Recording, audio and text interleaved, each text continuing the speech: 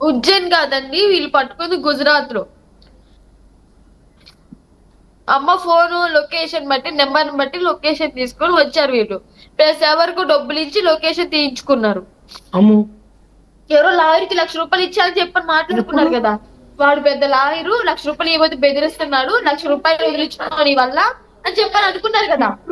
ఉజ్జయిన్కి మాట్లాడుకున్నదే కదా నేను అంటుంది. అది రైట్. వర్షిని ఇక్కడ మీ పేరెంట్స్ ఏం చెప్తున్నారంటే అఘోరి అమ్మ నిన్ను వశపరుచుకుంది, నిన్ను వాడుకుంది అని చెప్తున్నారు. నన్ను వశపరుచుకోలేదు, నన్ను వాడుకోలేదండి. నేను నా ఇష్టంతోనే వెళ్ళానండి. ఇప్పటికీ చెప్తాను, నేను మెంటల్లీ బాగానే ఉన్నాను. నన్ను ఎందుకు నమ్మట్లేదు? వీళ్ళని నమ్మలేదు, నా ఫ్యామిలీని నమ్ముతున్న వాళ్ళు నన్ను ఎందుకు నమ్మట్లేదు? కాదు వర్షిని, నిన్ను 9 మాసాలు మోసి కని పెంచి ఇంతటి దాని చేసినటువంటి తల్లిదండ్రులు కాదని అఘోరి దగ్గర నీకు ఏం నచ్చింది? దాన్ని చేశారు కాబట్టి వాళ్ళని నమ్ముతున్నారు, నేను నన్ను నమ్మట్లేదు. లేదు, నీకేం నచ్చింది అంటే జనరల్ గా అఘోరి అంటేనే చాలా కఠోరమైన దీక్షలో ఉంటారు. తన ఒక జీవితాన్ని అనుభవిస్తోంది, అన్ని రకాల సిద్ధపడే తను వెళ్ళింది. తనకు తల్లిదండ్రులు వద్దనుకొని చాలా ఏళ్ళు అయిపోయింది, తల్లిదండ్రులు వదిలేశారు. కానీ మీ తల్లిదండ్రులు వదిలేయలేదు మిమ్మల్ని, మీరు కావాలనుకుంటున్నారు. నాకు అమ్మతో ఉండడం ఇష్టం, అందుకే వెళ్తున్నా. అదే అంటున్నా, ఏం నచ్చింది మీకు? తనతో మీతో ఎలా ఉండేది? మీకు ఏం నచ్చారు? అమ్మ నచ్చారు, అమ్మ పోరాటం చేసి ఆ పోరాటం నచ్చింది, అందుకే వెళ్ళిపోతున్నాను. తను ఏం పోరాటం చెప్పలేను. తను చేస్తున్న పోరాటం ఏంటి? దర్గాల గురించి, దర్గాల మీద ఏదన్నా గొడవలు అవుతుంటే పోరాటం చేస్తున్నారు కదా.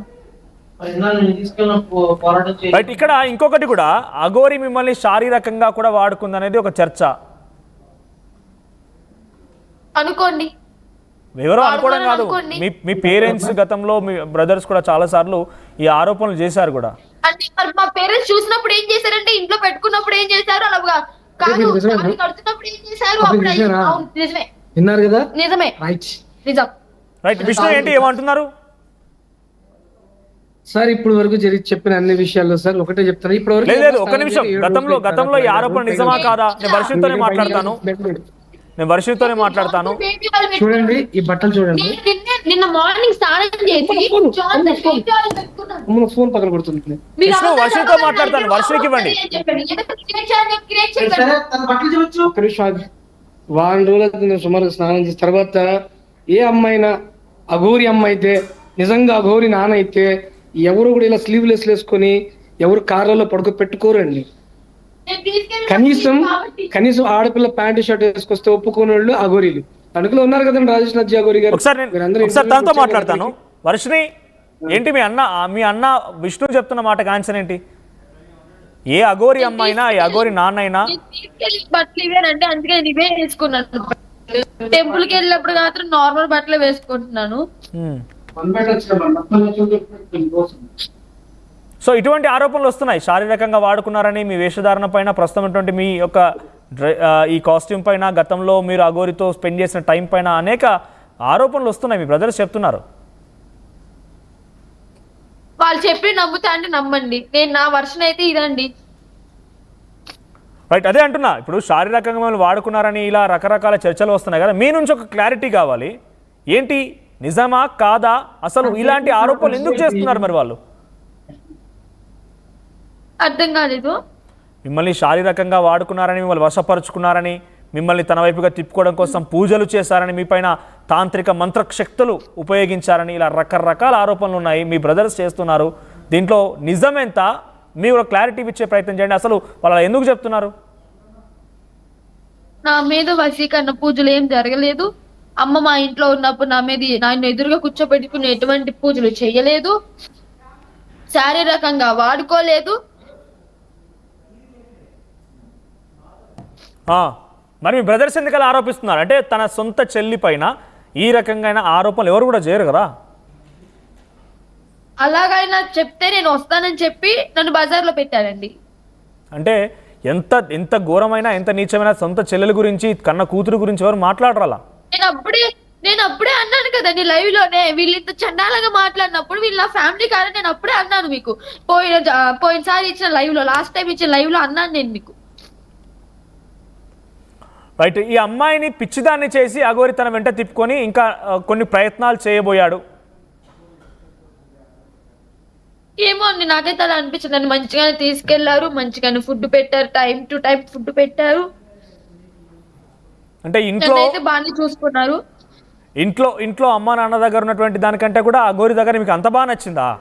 తను అవును, ఆ నచ్చిందండి. బ్లడ్ కట్ నాకు చేసుకొని అక్కడే పూజలు నచ్చింది. చేయడం, ఆ కారులో తిరగడం, ఎక్కడ పడుకుంటామో తెలియదు, ఎక్కడ ఉంటామో తెలియదు. బ్లడ్ తో అభిషేకం చేయడం ఆమె భక్తది. దాన్ని ఎవరు తప్పు పట్టడం లేదు ఇక్కడ. ఇక్కడ తప్పు పట్టడం అని కాదు, భక్తది. ఇక్కడ తప్పు పట్టడం అని కాదు నేను అంటున్నది. మీ పేరెంట్స్ దగ్గరికి అంటే అక్కడ అంత బాగా నచ్చిందా అంటున్నా నేను. అవునండి, నాకు అక్కడే నచ్చింది, అమ్మ దగ్గర నచ్చింది. మీరు కాదు, యూట్యూబ్ లో కూడా అంటున్నారు కదా, అమ్మ నాన్న వద్దు అఘోరమ్మ ముద్దని. అది నిజమే. రైట్. మీరు అక్కడికి వెళ్ళిన సమయంలో రాత్రులు ఎక్కడ ఉండేవారు? ఆ కారులోనే పడుకునేవారా, లేదంటే హోటల్స్ లో ఉండేవారా? తన దగ్గర లక్షల డబ్బులు ఉన్నాయి కూడా చెప్తున్నారు. ఎటువంటి హోటల్స్ లో ఉండేవాళ్ళం కాదు, ఎటువంటి రూమ్స్ లో ఉండేవాళ్ళం కాదు. కార్ లోనే పడుకునే వాళ్ళం. నేషనల్ హైవే పక్కన గానీ ఆపుకుని పడుకునే వాళ్ళు, లేదా పెట్రోల్ బంకుల్లో పడుకునే వాళ్ళు. ఓకే. సో బేసిక్గా మీరు హోటల్ రూమ్స్ అలాంటివి ఏమి ఉండవు.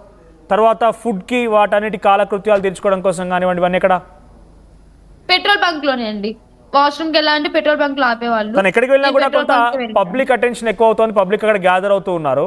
ఎప్పుడు సమస్య అనిపించలేదా? లేదండి, నేను వాష్రూమ్ కి వెళ్ళి వచ్చేసి మళ్ళీ వెళ్ళిపోయేవాళ్ళం. వాళ్ళు అమ్మతో సెల్ఫీలు అవి తీసుకుని ఆశీర్వాదం తీసుకుని వెళ్ళేవాళ్ళు. రోజు భక్తులు అయితే పిలువరు కదా, కానీ భక్తుల దగ్గర భోజనం లేని సమయంలో ఎలా భోజనం చేసేవారు? వండుకునేవారా? నార్త్ సైడ్ అలా కాదండి. భోజనానికి వాళ్ళ ఇంటికే వెళ్ళే వాళ్ళం కాదు. రోడ్డు మీద కనిపించిన భక్తులే టీ ఇప్పించడము, లేదా అవి పార్సిల్ చేసి ఇవ్వడము జరిగేదండి. ఓకే. సో ఇక్కడ ఇంటి దగ్గర ఉన్నప్పుడు అన్ని కూడా ఏం కావాలన్నా అన్న చూసుకునేవాడు, లేకపోతే అమ్మ నాన్న ఏదో హెల్ప్ఫుల్గా ఉండేవారు. అఘోరి మాత్రం మీరు వెళ్ళిపోయి అక్కడ రోడ్ల పైన కార్లోనే పడుకోవడము, పెట్రోల్ బంక్స్లో కాలకృత్యాలు తీర్చుకోవడము, రెస్ట్ తీసుకోవడము, ఆ లైఫ్ బాగా నచ్చిందా మీకు? అక్కడ అంత సంతోషాన్ని వెతుక్కుంటున్నారా మీరు? నేను అన్నిటికీ సిద్ధమయ్యి అన్ని తెగించి వచ్చాను కాబట్టి నాకు నచ్చింది. Okay, right. నేను వాటన్నిటికీ సిద్ధపడే వచ్చాను. ఓకే. ఎందుకు ఇంత దృఢ నిశ్చయం తీసుకొని కంప్లీట్గా ఏదైనా పర్వాలేదని చెప్పి కన్న తల్లిదండ్రులు వదిలిపెట్టడానికి గల కారణం ఏంటి అసలు? డబ్బుకే ఆశ.